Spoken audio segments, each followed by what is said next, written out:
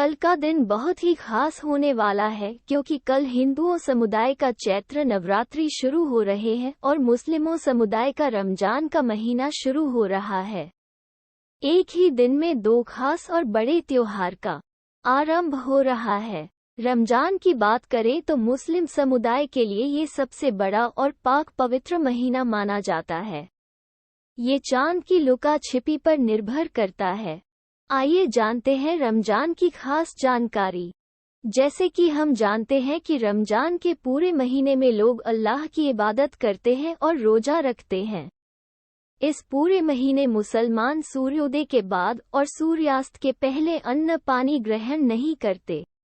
उपवास के अलावा मुसलमानों को इस पूरे महीने अपने विचारों में शुद्धता रखना और अपनी बातों से किसी को नुकसान न पहुंचाना जरूरी होता है।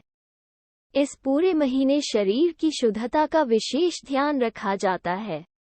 इस्लाम में रोजा रखने की वजह। इस्लामी कैलेंडर का 9वें महीने को रमजान कहा जाता है। रमजान अरबी का शब्द और इस्लामिक महीना है। रोजे को अरबी भाषा में सोम कहा जाता है। सोम का मतलब होता है रुकना, ठहरना यानी खुद पर नियंत्रण या काबू करना। भारत के मुस्लिम समुदाय पर फारसी प्रभाव अधिक होने के कारण उपवास को फारसी शब्द ही उपयोग किया जाता है। रमजान की शुरुआत चांद देखने के बाद होती है। ऐसे में भारत में इस बार चांद शनिवार 2 अप्रैल को दिखे जाने की संभावना है। ऐसे में रविवार को पहला रोजा होगा। रोजा रखने की परंपरा की शुरुआत इस्लाम में रोजा रखने की परंपरा 2री हिजरी में शुरू हुई है। कुरान की दूसरी आयत सूरह अल बकरा में साफ तौर पर कहा गया है कि रोजा तुम पर उसी तरह से फर्ज किया जाता है जैसे तुमसे पहले की उम्मत पर फर्ज था।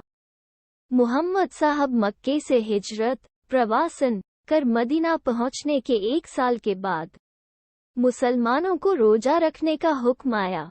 इस तरह से 2री हिजरी में रोजा रखने की परंपरा इस्लाम में शुरू हुई। दुनिया के तमाम धर्मों में रोजा रखने की अपना परंपरा है। ईसाई, यहूदी और हिंदू समुदाय में अपने अपने तरीके से रोजा उपवास रखे जाते हैं।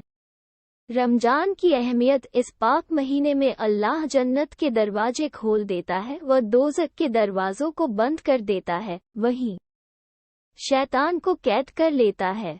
इस महीने में अल्लाह ने कुरान नाजिल किया है जिसमें जिंदगी गुजर बसर करने के अल्लाह ने तरीके बताए हैं।